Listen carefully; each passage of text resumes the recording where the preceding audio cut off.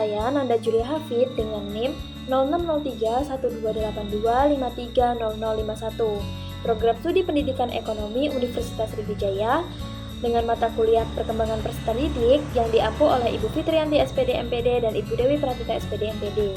Tujuan pembuatan video ini adalah untuk mengetahui bagaimana perkembangan peserta didik dalam aspek kognitif, sosial, emosional, serta moral yang dialami langsung oleh narasumber.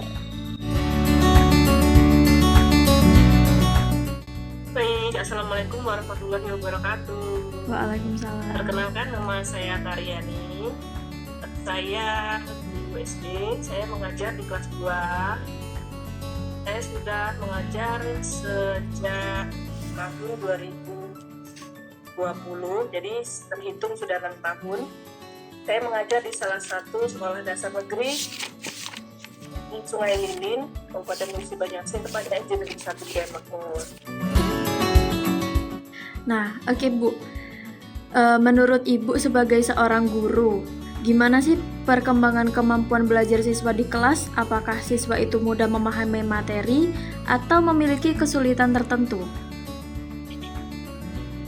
Siswa itu tidak memiliki pemahaman yang sama ya, jadi setiap siswa itu berbeda-beda. Ada juga yang mudah, ada juga yang butuh waktu. Maka dari itu sebagai seorang guru harus memiliki dan memahami perkembangan setiap siswa dan memberi bimbingan individual.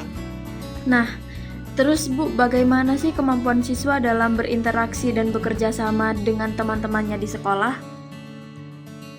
Jadi siswa membangun interaksi sosial itu bisa di luar kelas, contohnya ekstrakurikuler kalau di luar kelas. Nah, kalau di dalam kelas itu contohnya diskusi, jadi kerja kelompok, siswa itu berpartisipasi dalam tanya jawab dan membantu teman yang kesulitan dalam pelajaran atau dalam mengerjakan tugas lainnya, jadi saling membantu. Jadi itu ada interaksi antara sama teman.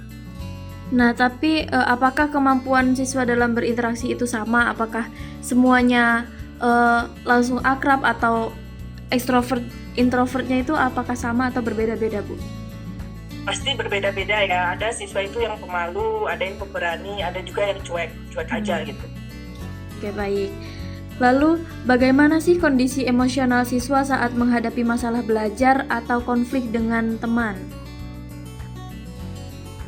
Untuk kondisi emosional siswa, siswa itu kan ada ya, yang dia mudah panik. Siswa itu ada yang cemas, ada yang mudah menangis. Nah, misalnya ada konflik sama teman, pasti ada yang berani berbicara, melaporkan pada gurunya, ada yang diam menangis. Nah, sangat berdampak dalam proses pembelajaran. Maka dari itu, peran guru sangat penting dalam membantu memahami emosional siswa dan harus ada pendekatan individual. Berarti kita harus memahami karakteristik dari siswa tersebut karena cara menanggapinya juga pasti berbeda ya, Bu? Ya, berbeda-beda. Baik. Selanjutnya, bagaimana sih cara guru itu menanamkan nilai disiplin, tanggung jawab, dan sopan santun kepada siswa? Untuk cara menanamkan nilai disiplin, tanggung jawab, sopan santun, yang pertama untuk disiplin waktu ya. Karena di sekolah kan ada aturan, misalnya siswa itu harus datang tepat waktu jam 7.30. Jadi siswa harus belajar disiplin waktu, berpakaian yang rapi, menyelesaikan tanggung jawab, misalnya menyelesaikan piket kelas, kan itu menjadi tanggung jawab siswa. Setelah itu sopan santun, budaya salam, sapa kepada guru, dan rukun sesama teman. Wah, jadi ada bermacam-macam cara yang bisa dilakukan oleh guru dan sekolah ya, Bu, untuk mendidik disiplin siswa. Selanjutnya, apa tantangan terbesar yang dihadapi oleh guru sekarang dalam menghadapi perkembangan peserta didik saat ini? Tantangan terbesar ya. Sekarang itu siswa ada yang anak-anak sekarang ya, itu ada generasi Gen Alpha nggak sih? Ada generasi Gen Alpha, generasi Gen Z.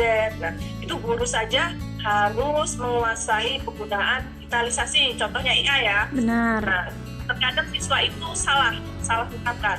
Jadi mereka tuh menggunakan gadget bukan untuk pembelajaran, melainkan jadi kecanduan bermain game. Nah, itu juga mengganggu konsentrasi siswa. Misalnya mereka kan terbiasa nanti tidur larut malam. Jadi sekolah itu mereka tidak semangat, lesu itu sih. Jadi harus ada saling kerjasama antara guru dan wali siswa itu. Benar. Jadi jika hanya guru saja tidak cukup ya Bu, karena siswa Ya, kebanyakan siswa waktunya itu adalah di rumah. ya betul Pak. Oke, selanjutnya apa harapan Ibu terhadap perkembangan peserta didik di masa depan? Oke, harapannya agar generasi saat ini, peserta didik saat ini menjadi siswa yang berkarakter, berakhlak baik, mandiri, mempunyai tanggung jawab, meningkatkan keterampilan, dan bisa memanfaatkan keahlian mereka untuk masa depan dan berkontribusi untuk kemajuan bangsa kita. Itu sih. Wah, terima kasih sekali Ibu atas jawaban yang sangat baik sekali.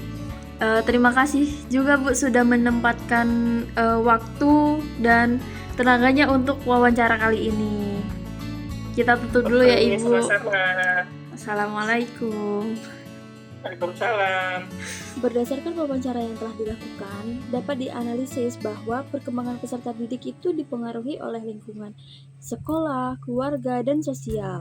Nah, pada aspek kognitif, anak itu menunjukkan kemampuan memahami pelajaran sesuai dengan gaya belajarnya masing-masing. Bahkan, tingkat pemahaman setiap anak itu berbeda-beda. Ada yang cepat tangkap, ada juga yang tidak.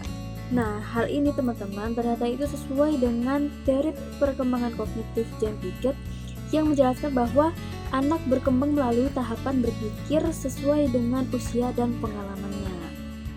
Nah, pada aspek sosial dan emosional, anak mulai mampu berinteraksi dengan lingkungan sekitar walaupun masih ada yang merasa malu mungkin, atau juga masih ada yang sulit mengontrol emosi dalam keadaan tertentu. Nah, hal ini juga teman-teman berkaitan dengan teori perkembangan psikososial Erik Erikson yang menyatakan bahwa anak usia sekolah itu sedang berada pada tahap membangun kepercayaan diri dan kemampuan bersosialisasi. Nah, kemudian dalam aspek moral, orang tua itu memiliki peran penting dalam menanamkan sikap disiplin, tanggung jawab, dan sopan santun itu melalui pembiasaan sehari-hari, karena seorang anak itu memiliki lebih banyak waktu di rumah ketimbang di sekolah. Nah, selain itu juga penggunaan gadget sekarang itu juga menjadi tantangan utama dalam perkembangan peserta didik saat ini, sehingga diperlukan pendampingan dan pengawasan dari sisi orang tua maupun sisi guru juga. Dari wawancara ini, saya memahami bahwa perkembangan peserta didik tidak hanya dipengaruhi oleh lingkungan sekolah, tetapi juga lingkungan keluarga, bahkan lingkungan sosial. Kita sebagai calon pendidik penting untuk memahami karakteristik perkembangan peserta didik agar dapat memberikan pendekatan yang sesuai dengan apa yang mereka butuhkan. Demikian video wawancara dan analisis yang dapat saya sampaikan, dan terima kasih banyak saya ucapkan kepada narasumber yang telah meluangkan waktu. Saya akhiri, wassalamualaikum warahmatullahi wabarakatuh.